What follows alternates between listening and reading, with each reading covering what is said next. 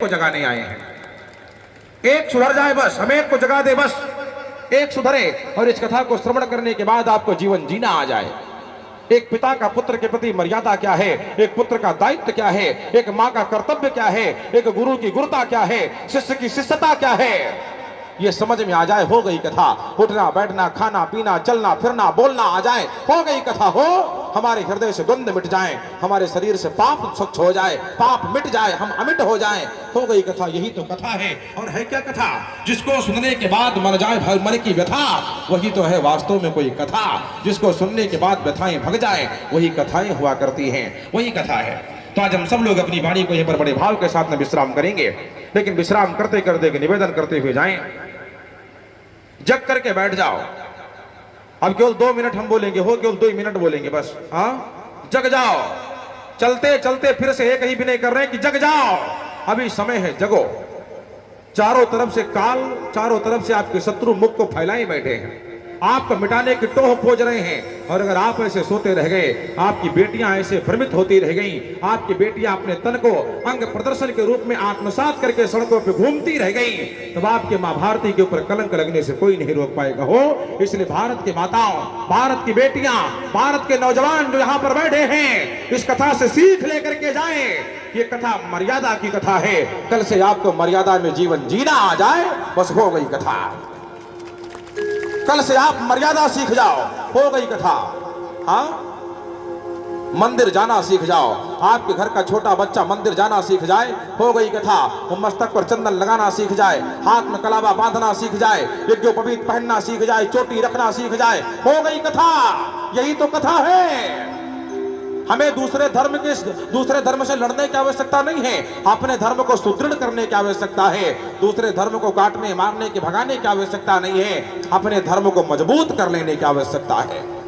हमारा धर्म मजबूत हो जाए, हमारे भारत की बेटियां सनातनी घर में रह जाएं, भारत के पुत्र अपने माँ बाप को छोड़ करके कुमार्य के पथ पर न जाएं, हो गई कथा। यही कथा है। और आज यहीं पर अपनी वाणी को हम लोग मिलकर के विश्राम दे रहे हैं। सुरेश जी ने जो त्याग किया है, इस कथा को आयोजित करके उन्होंने जो एक अमिट योगदान दिया है, और आप सबों ने बैठ करके इसको जो आत्मसात किया है, ये वास्तव में एक स्वर्णिम अक्षरों में अंकित की जाएगी। हो इस क्षेत्र के लिए एक इतिहास है, ये इस क्षेत्र के लिए इतिहास है। इतने व्यस्त समय में और उसके बाद में दूर दूर तक गांव होने के बाद आप लोग जो आकर के यहाँ बैठ जाते हो, ये वास्तव में हम इसके लिए आप सबों का साधुवाद। एक बार अपने लिए आप ताली बजा लो, अपने लिए बजा लो। हाँ, कभी कभी अपने लिए बजाना पड़ता है। हाँ, तो जो योगदान हमारे सुरेश जी को आप लोगों ने दिया है, जिस प्रकार से इस कथा का आप लोगों ने संबंधी बना करके एक सबल और एक निर्मल और उसके साथ ही साथ सफल कथा का स्वरूप प्रदान किया है, इसके लिए व्यासपीठ आपकी आभारी है। हमारी व्यास गद्दी से हो सकता है कुछ ऐसे मर्म वचन निकल गए हों जो आपको चुभ गए हों। हाँ, क्योंकि सत्य हमेशा कड़वा होता है। अगर मरीज को सही करना है तो दवा हमेशा कड़वी हुआ करती है। तो अगर हम कुछ कटु बोल गए हो ना, तो यहाँ से क्षमा तो नहीं मांग सकते, क्योंकि विश्व की सर्वोच्च गद्दी है। यहाँ से बैठ करके क्षमा याचना तो नहीं करेंगे, लेकिन एक निवेदन अवश्य करेंगे कि हमें आप अपना बालक समझ करके भूल जाइएगा। हाँ, जान करके ना बोले होंगे, हो आपको सुधारने के लिए हमने बोल दिया होगा। हाँ, सुधारने के लिए। हमारे सुरेश जी से अगर कोई त्रुटि हो गई होगी, किसी के आवभगत में, आतिथ्य सत्कार में, मंच पर आने में, किसी को ना देख पाए हो, ना बुला पाए हो, पास में ना जा पाए हो, तो उनके तरफ से हम क्षमा प्रार्थी हैं। उनके तरफ से आपसे हम क्षमा याचना करते हैं। उनके उस अपराध को आप लोग विसार देना। हाँ, और बार बार ऐसे समय आता रहे, बार बार हम लोग आकर के बैठते रहे। ये कथा खत्म नहीं होती, याद रखना, विश्राम लेती है, ये कभी खत्म होती ही नहीं है, ये केवल विश्राम घाट पर जाती है बस। हरि अनंत हरि कथा अनंता, कहाई सुनई बहुविध सब संता।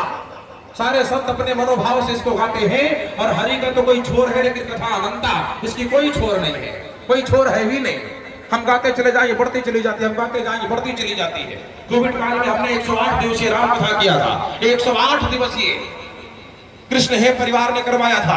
और उसके बाद भी अंत में यही कहना पड़ा कि जो शेष बचा है उसको फिर से बैठ करके गाएंगे। हो तो कथा तो इतनी विराट है, इतनी विराट है, तो ये कभी खत्म नहीं होती, विश्राम लेती है। तो पुनः हम लोग आएंगे, आकर के बैठेंगे। सितारों को आंखों में महफूज रखना, फिर बड़े समय तक रात ही रात होगी। हाँ, सितारों को आंखों में महफूज रखना, फिर बड़े समय तक रात ही रात होगी। मुसाफिर हो तुम भी, मुसाफिर हैं हम भी, माँ ने चाहा तो किसी मोड़ पर मुलाकात होगी।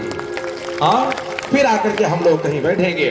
फिर से बैठ करके ऐसे गाएंगे। आने वाले समय में साकेत धाम के लिए जो दिव्य संबोधन मंच से किया गया, आने वाला जो समय होगा साकेत धाम के लिए स्वर्णिम अक्षरों के लिए होगा। आने वाला जो समय होगा वो साकेत के लिए सुंदर मार्ग प्रशस्त करने वाला होगा। तो आने वाले समय की जो कथा का आयोजन तिथि यहाँ पर निर्धारित हो रही है, वो स्थान ये नहीं होगा, प्रांगण ये नहीं होगा, वो प्रांगण साकेत धाम का होगा। एक साकेत अयोध्या है, अयोध्या का नाम साकेत बताया गया। एक साकेत अयोध्या है और एक साकेत यहाँ है। हाँ, तो जिस अयोध्या में हम लोग दर्शन करने के लिए जाते हैं, अगर किसी कारण बस वहां ना गए ना, तो यहाँ के साकेत में जाकर के तल से दर्शन कर लेना और मन मानस से वहां पहुंच जाना।